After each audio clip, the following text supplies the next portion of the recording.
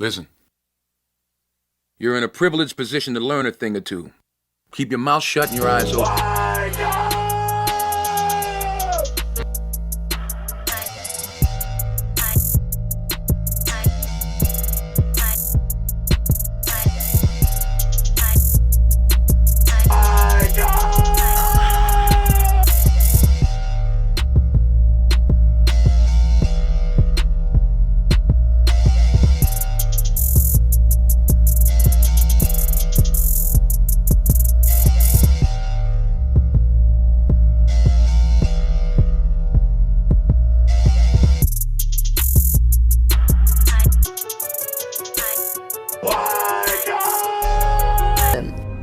Again, we had over 200 years of slavery.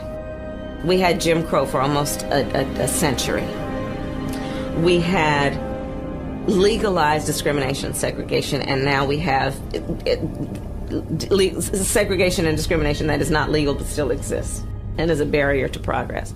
We have disparities around housing. We have disparities around education. We have disparities around income. And we have to recognize that everybody did not start out on an equal footing in this country. And in particular, black people have not. And in particular, black people have not.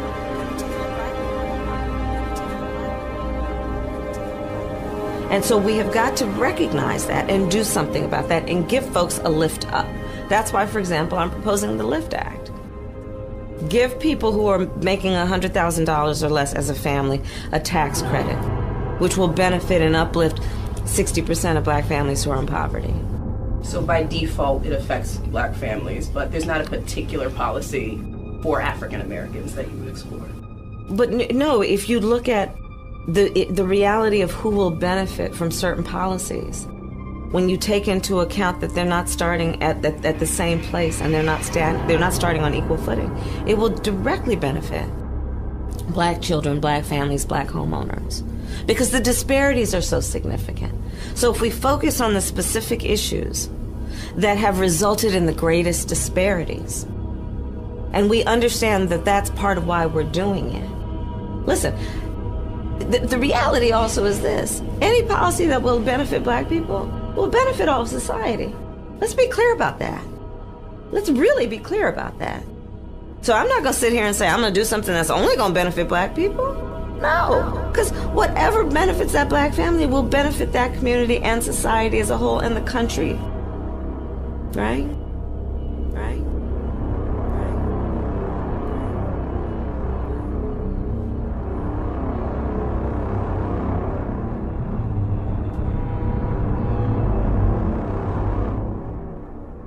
Your poll numbers with African Americans were quite low, and you also don't support reparations for slave descendants. Why do you think your poll numbers are low, and why don't you support reparations? I think what we have got to do is pay attention to distressed communities, black communities, Latino communities, and white communities all over this country. And as president, I pledge to do that. Why not support reparations then? Well, what do you mean by reparations? By reparations for slave defendants. I know, but what does that mean exactly? Money. Well, I think that right now our job is to address the crises facing the American people and our communities. And I think there are better ways to do that than just writing out a check. Well, Georgetown sociology professor Michael Eric Dyson has a solution to white privilege. He says white Americans ought to create individual reparations accounts to compensate black Americans for centuries of oppression. Professor Dyson joins us now to explain how that would work and why. Professor, great to see you. Good to see you, my friend. So how would this work and why? Well, yeah. Well, it's in the context, let me just briefly say, it's in the context of a much broader discussion about white privilege, white innocence, white American identity, and it's much more complicated than that, and I go at African-American culture's contradictions as well. And then in the end, when I'm making suggestions about what can be done, many white people approach me and ask me, what can I do? Not in terms of the broad social transformation out there in the world. We all believe in that or argue about it, redistribution of resources or not.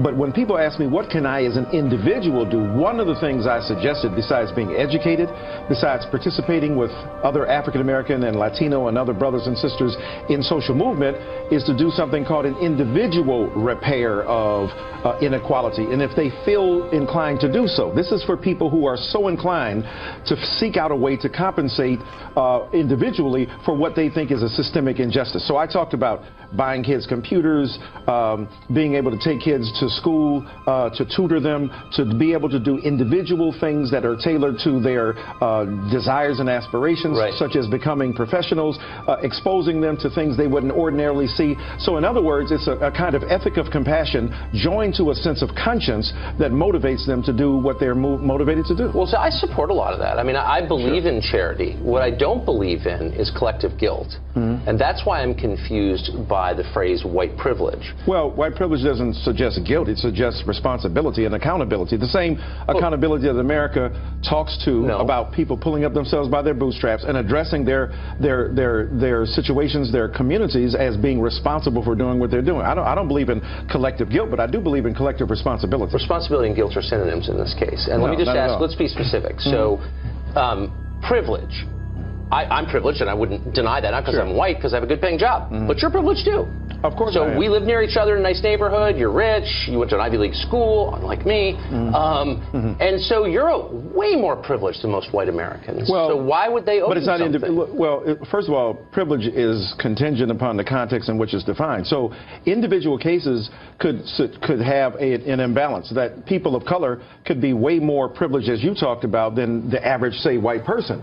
But remember, during Jim Crow, Jackie Robinson was more privileged than most white people in terms of having the ability to make a good living on a job, but he was still denied access to a water fountain. His kids still couldn't go to the same school. So I'm saying to you that your argument then seems to be rather vulnerable to rebuff, because it doesn't mean economic accumulation can prevent you from experiencing what are essentially racial inequalities. So the amount of money you have doesn't do that. Yeah, and in 1955, I think that was much truer than it is now. Well, even now, when we talk about the disparities in terms of people's achievement, a study was done by Diva Pager at Princeton University that said a black person with a college education had less of a chance to get a job than a white person who had gone to prison. So even now, I'm not talking about 50 years ago, I'm talking about this is going on right now. The disparities are very real. Right. So if I live in eastern Kentucky and I am unemployed, why am I more privileged than you? And why am I in any way, as you put it, responsible for problems of people I've never met on the other side of the country? Look, I mean, we know that larger forces provide people opportunities or disadvantages. When you come, many people say, let me even stretch it even further. Some people say, look, I came to this country 20 years ago. I came to this country 30 years ago. I wasn't advantaged directly by the system of enslavement that prevailed in America. But if you come to this country as an immigrant and you're a white immigrant and you inherit certain privileges associated with people who are already here, that means that that privilege extends to you regardless of the fact that you indirectly benefited from it and you did not directly contribute to inequality. The Constitution was written a long time ago, so was the Declaration of Independence. But those ancient documents continue to inform people's lives and shape their aspirations. So let me flip it around. And let me just also note there's a lot of hostility in what you're saying. And I'm sure you'll say there isn't, but obviously there is. Not at all. I think it's pretty clear. It's recognition of the situation. Okay. It's pushback on whiteness that is usually not called out. Clearly hostile. But leaving that aside, I'll flip around for a second. If I'm an African immigrant who comes here, I'm resettled from Somalia at public expense, high public expense. Am I due these reparations too?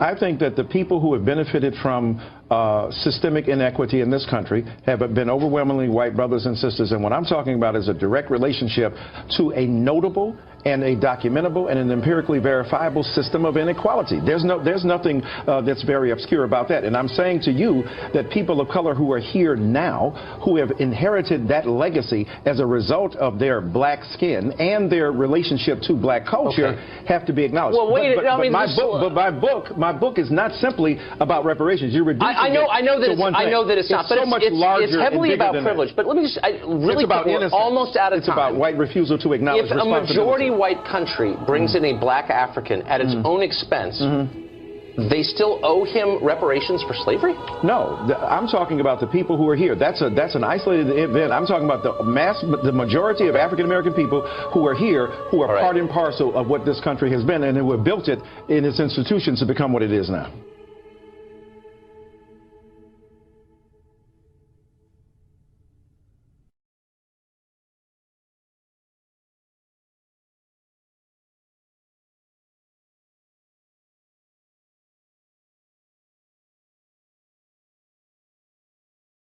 To watch all of my exclusive content not featured here on my channel, log on to my website at imjustheretomake.com/films.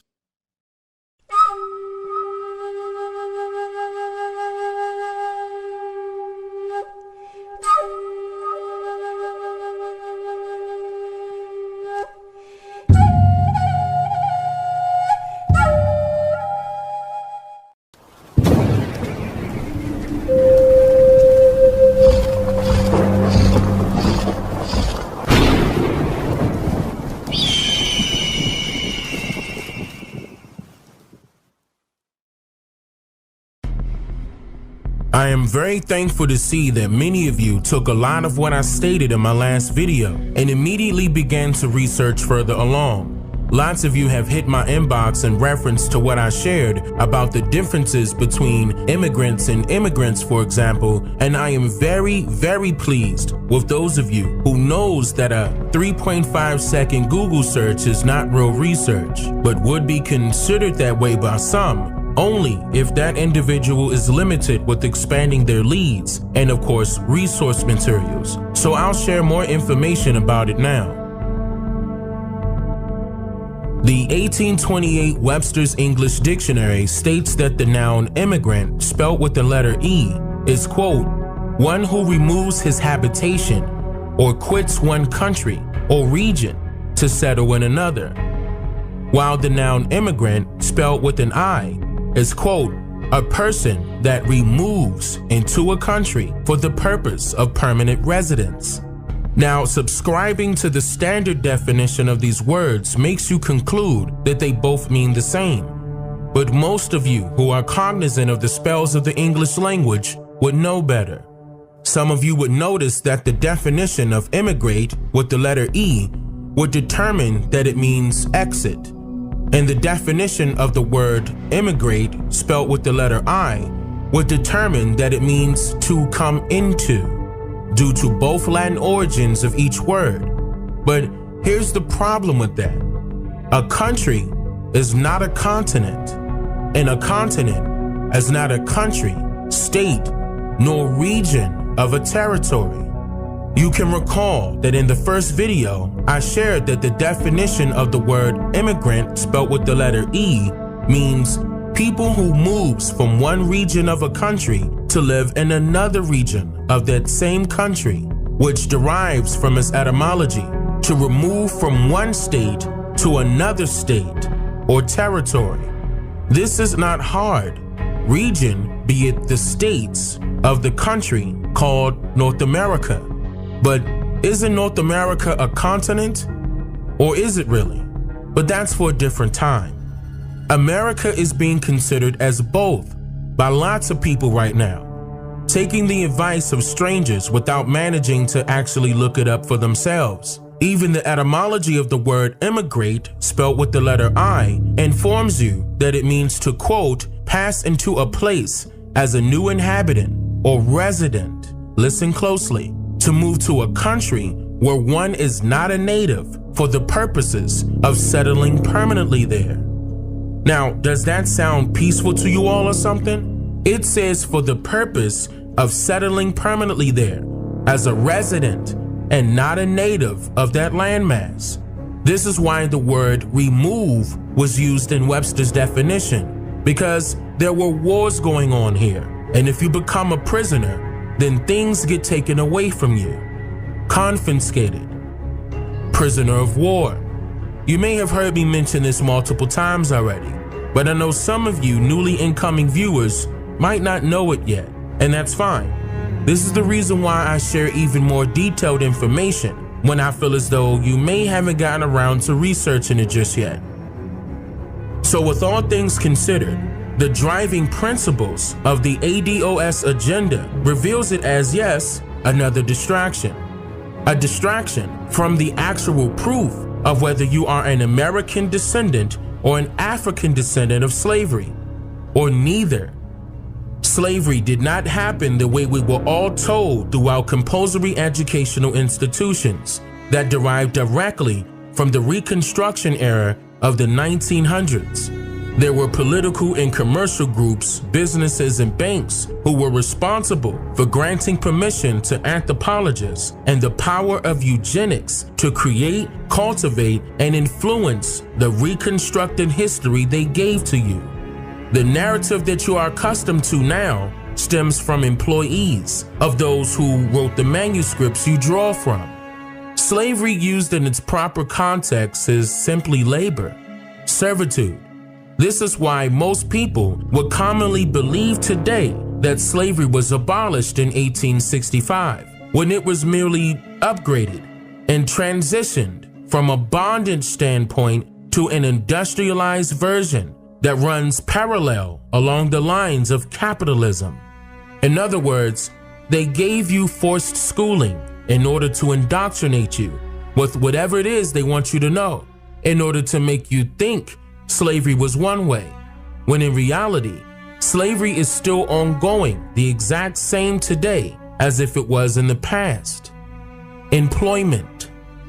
There were no chains and shackles then, and there are no chains and shackles now, at least not visibly, because some of you failed to realize that the chains and shackles were placed upon your mindsets. What is the Emancipation Proclamation? Many of my viewers will recall it as the time when President Abraham Lincoln freed all of the slaves of North America. Multiple history professors and scholars would agree with you.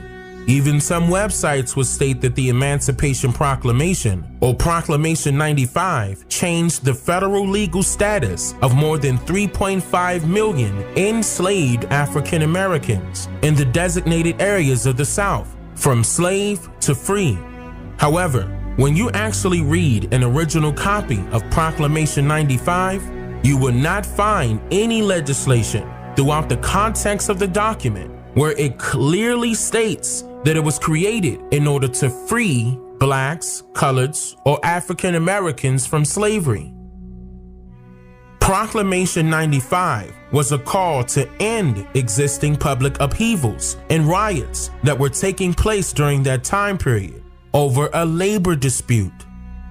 Complaints were arising from the laborers who worked long periods of hours for little to nothing nowadays, or for being promised something for their labor, but the other party didn't hold up to their end of the bargain, gradually transforming the laborers into prisoners of war, realizing that they were being used in order to create and establish the 13 colonies. In fact, the funds which were needed in order to maintain and regulate the 13 colonies were not being generated. So this forced 11 of the southern states to back out of a bad business deal, succeeding themselves from the Union. Then a new union was created, called the Confederate States of America. However, in order to keep the membership of these confederacies, they imposed limitations upon the resigning party's rights, just like any union would today. This was all done through a proclamation to blockade southern states from trading along the waterways. And by doing this, the United States government was able to stop commerce and shipments of products such as rice, corn, grain, and tobacco, just to name a few, from leaving the southern regions of the United States. When I mentioned a bad business deal earlier, this is what I was referring to. And so now you know what the Civil War was truly about. It was a civil dispute amongst employees that were tired of being treated unfairly within their place of employment. It was all about civil rights, inequality in the workplace, fights over improper land grants, tariffs, and trade disputes among settlers and squatters. All gave way to a secession of Confederate states and a broken union. In its simplest form, this was merely a labor dispute. At the Okeechobee labor camp, while families were preparing to move north, there was still some work in the bean fields. Children, as usual, were left to fend for themselves. Jerome, how old are you? 9. 9? Do you go to school? Yes. Where do you go to school, Jerome? I did at Okeechobee Elementary School. I see. What is your sister's name? Lois. That's Lois. And what are your other sisters' names? Catherine and Beulah. Catherine and Beulah. What happened to your foot, Jerome? Dig a nail in out there by the wash house. So you drove a nail in out by the wash house. What did your mother do for that? She put some alcohol on it. Where do you sleep, Jerome? In this bed. You have this big bed? Yes. What happened? How did you get that hole in that bed there, Jerome? The rats. The what? Rats. Now, Jerome, you are taking care of Kathy, of Beulah, and Lois. Yes. Now, are you going to give them lunch today? Yes. What are you going to feed them? I don't know. Do you have any food here to give them? Yes. I see. What time does your mother come home? I don't know. The following day, Aline King, the mother of Jerome, Kathy, Lois, and Beulah, again was picking beans. Aileen King, I saw your children yesterday at the Okeechobee camp. Why didn't you put them in the nursery? I don't make enough to pay for it. How much does it cost to put them in? 85 cents.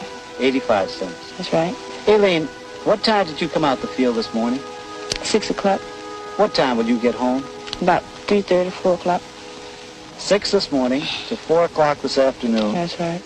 How much did you earn? $1. $1? That's right. $1. Is that because the beans were of poor quality? That's right. Has this happened before? That's right. How much will your food cost you today? About $2. Aileen, how old are you? 29. How many children do you have? 14. How old were you when you first started working in the fields? 8. You've been working 21 years in the fields? That's right.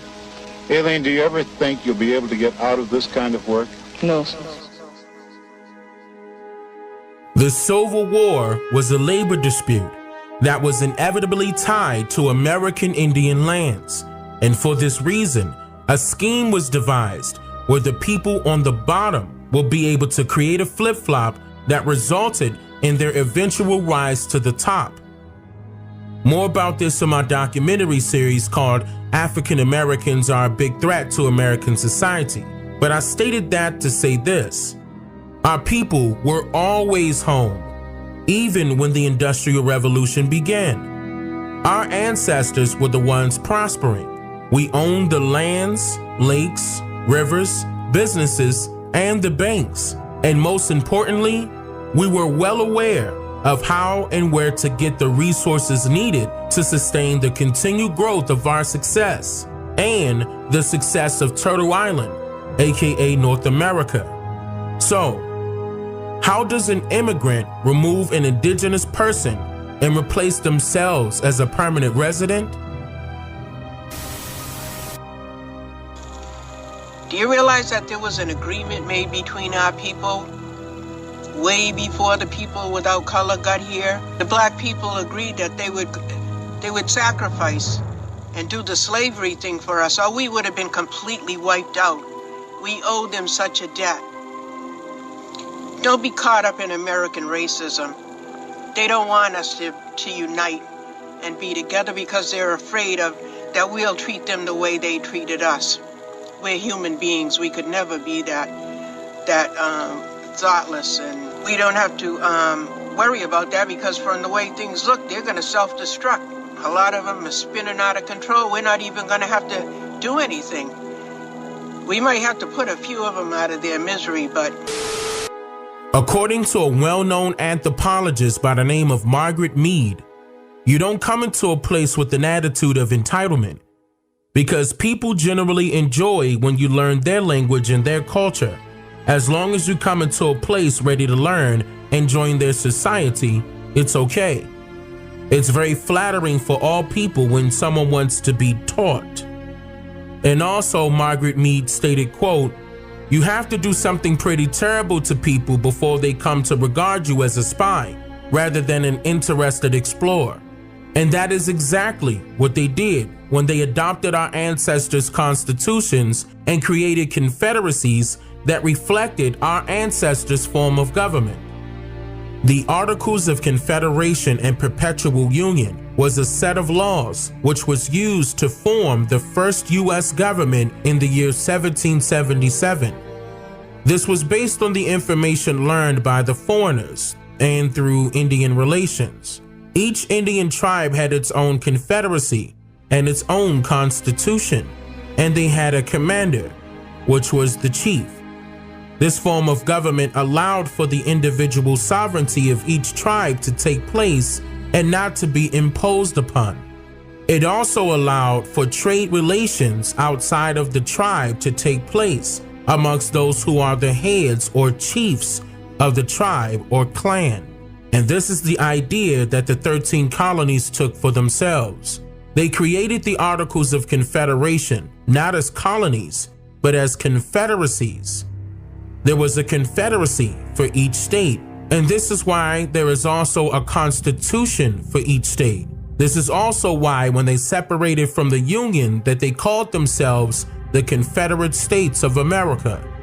The colonies of the United States created a confederacy and a union which had the duty to, quote, "enter into a firm league of friendship with each other for their common defense, the security of their liberties, and their mutual and general welfare, binding themselves to assist each other against all force offered to or attacks made upon them or any of them on account of religion, sovereignty, trade, or any other pretense whatsoever."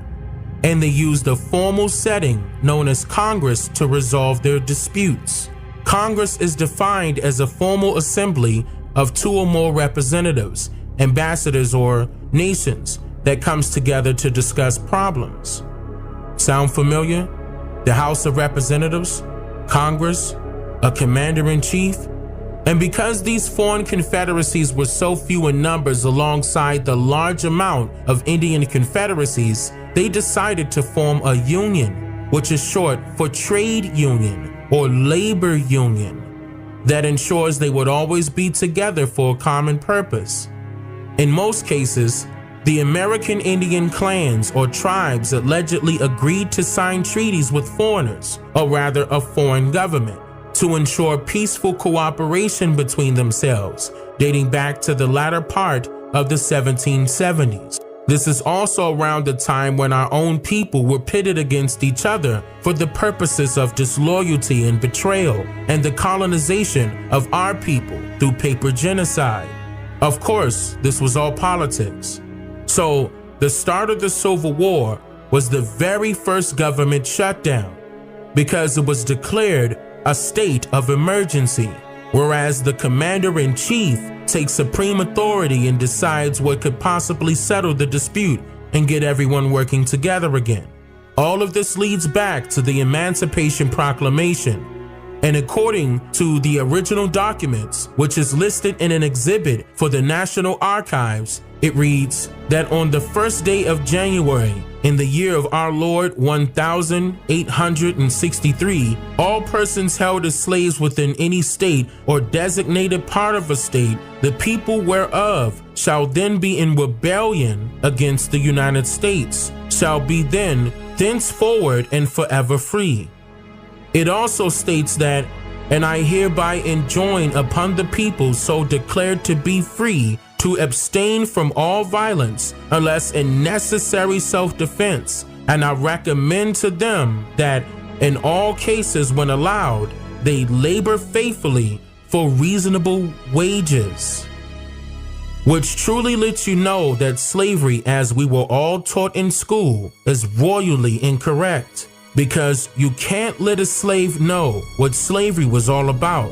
Then that person will realize that he or she may still be a slave. Listen, you're in a privileged position to learn a thing or two. Keep your mouth shut and your eyes open.